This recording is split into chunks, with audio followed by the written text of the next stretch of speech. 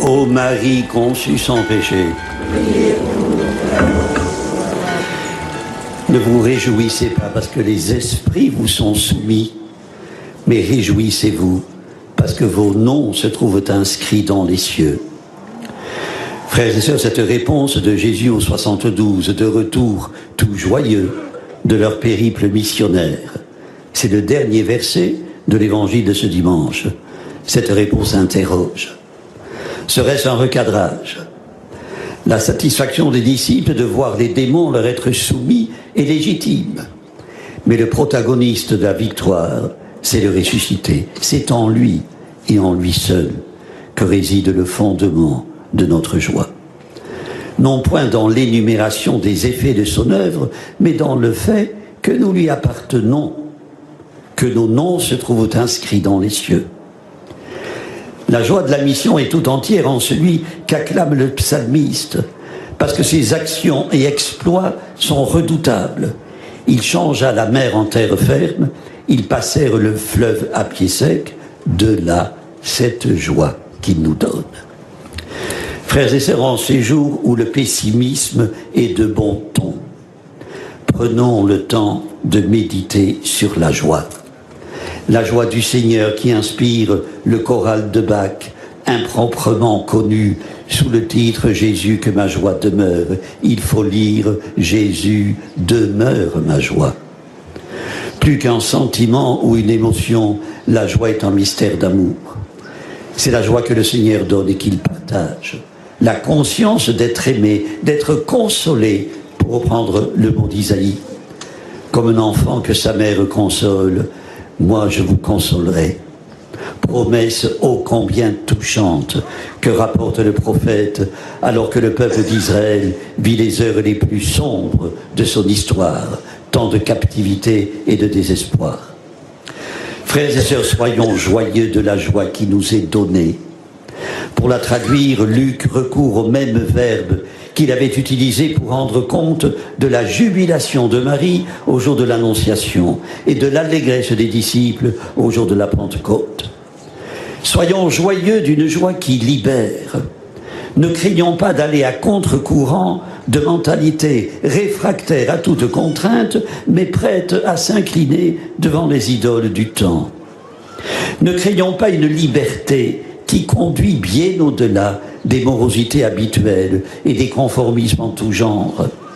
Résistons aux emprises d'une société qui prétend nous réduire à des êtres stressés qui prennent le premier qui passe pour un paratonnerre.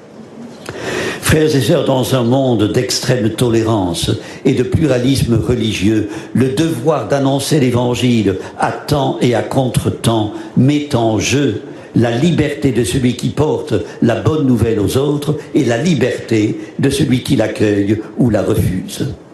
Accomplir ce devoir, le cœur plein d'une joie douce et stimulante, même si c'est dans les larmes que nous devons semer, quelle gageure. Frères et sœurs, les consignes données par Jésus aux 72 n'ont rien perdu de leur actualité.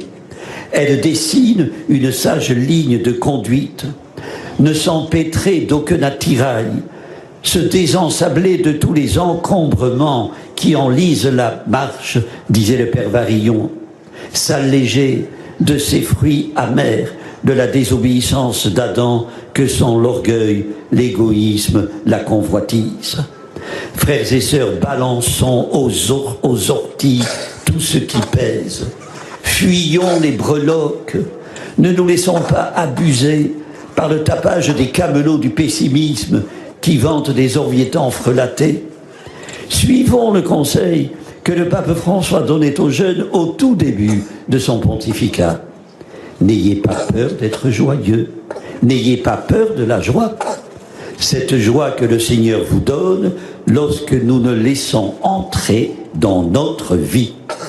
Frères et sœurs, c'est parce qu'elle avait laissé Dieu entrer dans sa vie que Maria Goretti, dont c'est aujourd'hui la fête, trouva sa joie dans le pardon. Victime d'une tentative de viol, alors qu'elle venait de faire sa première communion, cette petite fille italienne exprima le vœu de retrouver un jour au paradis celui qui l'avait sauvagement poignardé. un vœu exaucé, puisque son assassin, après avoir purgé 27 ans de prison, devint membre du tiers-ordre franciscain et mourut au couvent où il s'était retiré. Quelle irradiation dégage ce témoignage lumineux. Frères et sœurs, nous sommes les 72 des nouvelles générations.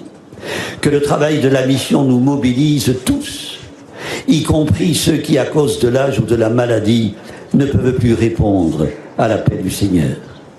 Car le royaume de Dieu se construit aussi sur un lit d'hôpital, sur une chaise roulante, dans l'éprouvante solitude d'une maison de retraite. Il se construit de 1000 manières, à condition que nous laissions le Seigneur entrer dans nos vies. Il n'est pas de meilleur antidote au poison que dégorgent nos idoles. Amen. Prions le Seigneur. Seigneur Jésus, tu as dit à tes apôtres, la moisson est abondante, mais les ouvriers sont peu nombreux. Nous te prions, envoie des ouvriers à ta moisson et accepte le travail que nous-mêmes t'offrons pour la cause de ton évangile. Garde la moisson en même temps que les moissonneurs. Nous te le demandons par le Christ, notre Seigneur.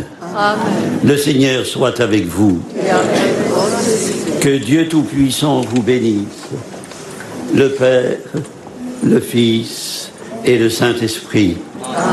Notre-Dame de Lourdes, Sainte Bernadette, ô Marie conçue sans péché.